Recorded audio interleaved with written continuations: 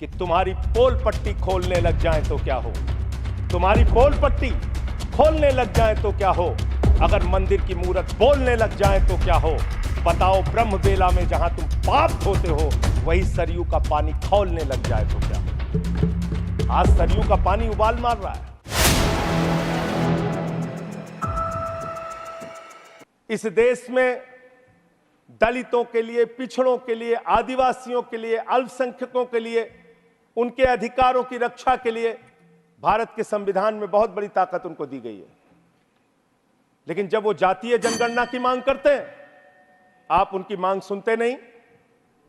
जब वो विश्वविद्यालयों में आरक्षण की बात करते हैं, उसमें एक एक दो दो पोस्ट निकाल के आप आरक्षण की व्यवस्था वहां पे खत्म करते हैं। जब वो अपने साथ होने वाले भेदभाव की चर्चा करते हैं, आप उस पर भी रोक लगाते हैं। मान्यवर, अमृतकाल के अंदर यह सवाल तो आपसे बनता है, यह पूछना तो आपसे बनता है कि जब प्रभु श्री राम के मंदिर का शिलान्यास हुआ तो तत्कालीन राष्ट्रपति वहां पर क्यों नहीं थे? जब उस प्रभु श्री राम के मंदिर का उद्घाटन हुआ तो मौजूदा राष्ट्रपति वहां पर क्यों नहीं थी? यह सवाल तो आपसे बनता है मान्यवर, यह सवाल तो इनसे पूछना बनता है कि अखिलेश यादव जी 5 साल मुख्यमंत्री रहे उत्तर प्रदेश के, जब घर खाली हुआ तो गंगा जल से धुला जाता है। और मुझे शर्म आती है, आजादी के 75 साल के बाद मान्यवर कन्नौज में एक मंदिर में दर्शन करने चले गए अपनी पत्नी के साथ, उस मंदिर को गंगा जल से बीजेपी के लोगों ने धुलने का काम किया। ये आपका रवैया है पिछड़ों के प्रति, दलितों के प्रति? मान्यवर, मैं समय अपने साथियों का कम कर लूंगा, मैं अपनी बात कहना चाहता हूं। मान्यवर, यह रवैया ठीक नहीं है, इतना भेदभाव, इतनी दुर्भावना ठीक नहीं है। इस देश के दलितों को, पिछड़ों को, आदिवासियों को, अल्पसंख्यकों को अपना मानिए। इस चुनाव ने एक संदेश आपको यह भी दिया है कि हम कोई पाकिस्तान नहीं है, हम अफगानिस्तान भी नहीं है, हम हिंदुस्तान हैं और हम मिलकर रहना चाहते हैं। पूरी धर्मनिरपेक्षता को मजबूत करके मिलकर रहना चाहते हैं। संविधान को अपने आगे रखकर मजबूती से उसके साथ चलना चाहते हैं। मानवर, यह देश हिंदुओं का भी है, मुसलमानों का भी है, सिखों का भी है, ईसाइयों का भी है, बौद्धों का भी है, जैनियों का भी है। यह देश सबका है। मानवर, इस भावना से आप देश को आगे लेके चलिए, पूरा देश आपके साथ खड़ा होगा। इतनी नफरत, इतनी दुर्भावना आपके मन में क्यों है? क्यों आप सबको अपने से दूर करने की कोशिश करते रहते हैं? इस पार्टी को भारतीय जनता पार्टी ही रहने दीजिए। इस पार्टी को मान्यवर भारतीय झगड़ा पार्टी मत बनाइए। मैं इन लोगों से कहना चाहता हूं, झगड़े लड़ाई से कुछ देश को मिलने वाला नहीं है। झगड़े लड़ाई से देश की उन्नति होने वाली नहीं है। आपको 240 सीटें मिली हैं, आप गठबंधन की सरकार चला रहे हैं, आप चलाइए, लेकिन इसके साथ साथ विपक्ष की भी अपनी भूमिका है, उस भूमिका को ध्यान में रखिए। विपक्ष को भी अपने साथ लेकर चलिए। इतना अगर आप टारगेट करके एक एक पार्टी को खत्म करने की कोशिश करेंगे तो जो दूसरों को खत्म करने की कोशिश करता है वो अपने आप ईश्वर उनको सही रास्ते पे पहुंचाने का काम करता है। और रावण का अहंकार नहीं चला मान्यवर, तो किसी और का अहंकार क्या चलेगा? और हिंदू धर्म कितना विराट धर्म है, कितना विशाल धर्म है। हिंदू धर्म तो वसुदेव कुटुंबकम की बात करता है, कहता है पूरा विश्व हमारा परिवार है। हिंदू धर्म कहता है मान्यवर, कोई भी पूजा हम लोग खत्म करते हैं, कहते हैं धर्म की जय हो, अधर्म का नाश हो, प्राणियों में सद्भावना हो, विश्व का कल्याण हो। लेकिन अफसोस है कि भारतीय जनता पार्टी की मानसिकता है प्राणियों में दुर्भावना हो, प्राणियों में बंटवारा हो, प्राणियों को आपस में बांटा जाए। इनके लिए बहुत अच्छी लाइन है, वो मैं कहना चाहता हूं। बहुत ही अच्छी लाइन आप लोगों के लिए लिख कर लाया था कि किस तरह से आप लोग मुद्दों से ध्यान हटाना चाहते हैं। सभी का ध्यान बांटा जा रहा है, सभी का ध्यान बांटा जा रहा है। यह हिंदुस्तान बांटा जा रहा है, सभी का ध्यान बांटा जा रहा है, यह हिंदुस्तान बांटा जा रहा है। हमें ये मंदिर और मस्जिद दिखाकर हमारा ध्यान बांटा जा रहा है, हमारा ध्यान बांटा जा रहा है। ध्यान बांटने की कोशिश मत कीजिए, मुद्दों पर बात कीजिए। बेरोजगारी बड़ा मुद्दा है, महंगाई बड़ा मुद्दा है, अशिक्षा बड़ा मुद्दा है। अग्निवीर बड़ा मुद्दा है, देश को कैसे तरक्की, भ्रष्टाचार बड़ा मुद्दा है। हमारे किसी साथी ने कहा, मैं आपका स्वागत करता हूं, कितनी अच्छी बात आपने कही, भ्रष्टाचार बहुत बड़ा मुद्दा है, लेकिन यह कैसा भ्रष्टाचार है? भारत के प्रधानमंत्री कहते हैं यह मोदी की गारंटी है, एक एक भ्रष्टाचारी को जेल में भेजूंगा, इस बात की गारंटी है।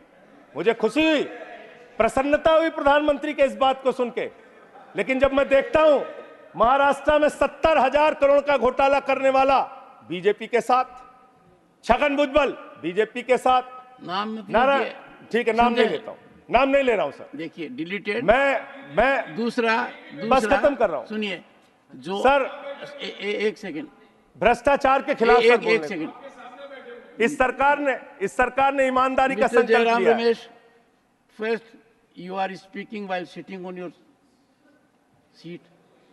I am sure you are very senior man. You know it. And secondly, why are you intervening? I expect from a learned man like you a different kind of conduct which can be exemplified by others. Please help me. Sir प्रधानमंत्री जी का Sanjay ji, these are deleted. ठीक है, आपका जो फैसला है मान्य sir, मान्यवर प्रधानमंत्री जी ने कहा किसी भी भ्रष्टाचारी को नहीं छोड़ूंगा, इस बात की गारंटी है। लेकिन पूरे देश में जब हम लोग निगाह उठाते हैं तब मुझे उनके नारे का मतलब समझ में आया। वो नारा ये है कि एक भी भ्रष्टाचारी को नहीं छोड़ूंगा, ये मोदी की गारंटी है, सारे भ्रष्टाचारियों को बीजेपी में शामिल करूंगा, ये प्रधानमंत्री की गारंटी है। ये गारंटी है आपकी, अच्छी बात है, कीजिए, तरक्की करेंगे आप लोग। और एक वॉशिंग मशीन भी चल रही है, लेकिन मैं एक बात जरूर कहना चाहूंगा, आपने मुझे रोक दिया मान्यवर, मैं मानता हूं आपके आदेश का पालन करूंगा, लेकिन सब जगह चंदा दो धंधा लो स्कीम मत चलाइए। इलेक्टोरल बॉन्ड में आपका पर्दाफाश हो चुका है, 3,02,000 करोड़ रुपए के ठेके अलग अलग कंपनियों को दिए गए, जिनसे इलेक्टोरल बॉन्ड के नाम पे पैसा लिया गया। इसकी जांच होनी चाहिए, इसकी जांच होनी चाहिए मान्यवर। और मैं अयोध्या का जिक्र करने लगा, आप सब लोग नाराज हो गए, मेरे मन में भी नाराजगी है, गुस्सा है। मैंने चिताया था आपको, एप्लीकेशन भी दी थी, कोतवाली तहरीर दी थी। प्रभु श्री राम के मंदिर के स्थल पर ऐसे काम नहीं होने चाहिए। सड़कों पे गड्ढे बनेंगे तो सवाल उठेंगे और वो सवाल आपसे पूछे जाएंगे। मान्यवर, प्रभु श्री राम है, आपने उनके लिए गाना बना दिया, जो राम को लाए हैं हम उनको लाएंगे। बताइए आप, यहां पर बैठा हुआ कोई व्यक्ति क्या इस हैसियत में है कि वो राम को ला सकता है? नहीं, भगवान श्री राम हम सबको लेके आए हैं। भगवान इंसान को लेके आता है, कोई इंसान भगवान को नहीं ला सकता। और प्रभु श्री राम के लिए हमारे एक बहुत पुराने कवि हैं यमुना प्रसाद उपाध्याय जी, उन्होंने लाइन लिखी थी कि तुम्हारी पोल पट्टी खोलने लग जाए तो क्या हो, तुम्हारी पोल पट्टी खोलने लग जाए तो क्या हो, अगर मंदिर की मूरत बोलने लग जाए तो क्या हो, बताओ ब्रह्म बेला में जहां तुम पाप धोते हो वही सरयू का पानी खौलने लग जाए तो क्या हो। आज सरयू का पानी उबाल मार रहा है। अयोध्या में जो हालात हैं वो आपको देखना चाहिए, और अयोध्या के परिणाम से आप नाराज हुए, नाराज होना बनता है, लेकिन उसके कारण आपने सोचे। राम पथ गमन मार्ग, अयोध्या हारे आप, प्रतापगढ़ हारे, सुल्तानपुर हारे, कौशाम्बी हारे, सीतापुर हारे, रामपुर हारे, श्रावस्ती हारे, प्रयागराज हारे, चित्रकूट हारे, जहां जहां से प्रभु श्री राम गुजरे थे वो सारी सीटें आप लोग हार गए। नासिक हारे, रामटेक हारे, तो इसकी समीक्षा कीजिए। वर्धा हारे, तो इसलिए इसकी समीक्षा कीजिए, क्यों हो रहा है ऐसा आपके साथ। भगवान के नाम पर आप श्रद्धा रखिए और उस श्रद्धा को, उसका विस्तार कीजिए, हमें कोई आपत्ति नहीं है। देखिए आपके साथ इनका प्यार खत्म ही नहीं हो रहा है। मान्यवर,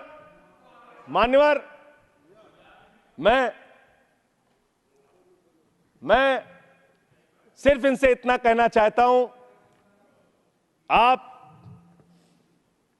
जो दिल्ली के साथ कर रहे हैं, जो हमारे मुख्यमंत्री के साथ कर रहे हैं, अंतिम बात उनके बारे में कह के अपनी बात को खत्म करूंगा। इससे आपका कोई राजनीतिक फायदा नहीं होगा। मेरी बात को इस सदन में बोल रहा हूं, इसको याद रखिएगा। इससे आपका कोई राजनीतिक लाभ होने वाला नहीं है।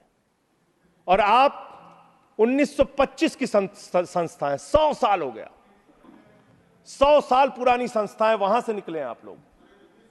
100 साल हो गया, लेकिन दिमाग अभी भी बच्चों का, अभी बच्चों की तरह खेल रहे हैं। अरे मैं राजनीति में आया डॉक्टर लोहिया को पढ़ के, लोकनायक जयप्रकाश नारायण को पढ़ के, राष्ट्रपिता महात्मा गांधी को पढ़ के, शहीद आजम भगत सिंह को पढ़ के।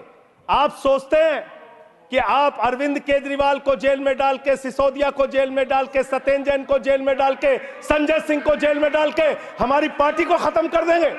ये होने वाला नहीं है, ये कतई होने वाला नहीं है। याद रखना, इस शरीर के 100 टुकड़े भी कर देंगे आप, तो आपके सामने झुकने वाले नहीं हैं। आपसे लड़ेंगे और जीतेंगे। आप डालिए, उत्पीड़न कीजिए, जितना करना चाहते हैं आप कीजिए उत्पीड़न।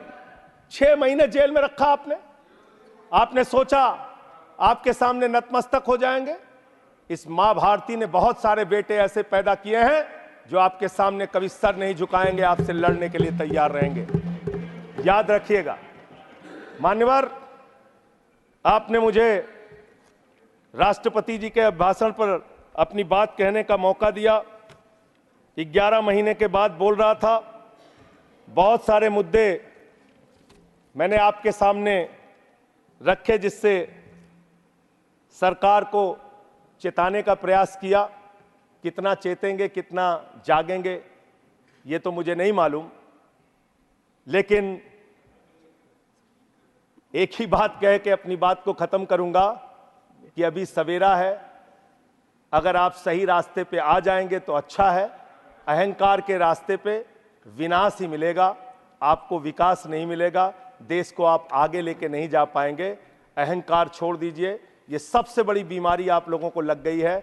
सबका मजाक उड़ाना, सबको गालीबाजी करना, ये सब छोड़ दीजिए। इससे आपका कोई फायदा होने वाला नहीं है। इससे कोई फायदा नहीं होने वाला है। हम आ भी भरते हैं, हम आ भी भरते हैं मान्यवर, हम आ भी भरते हैं तो हो जाते हैं बदनाम, और वो कत्ल भी करते हैं तो चर्चा नहीं होता। बहुत बहुत धन्यवाद।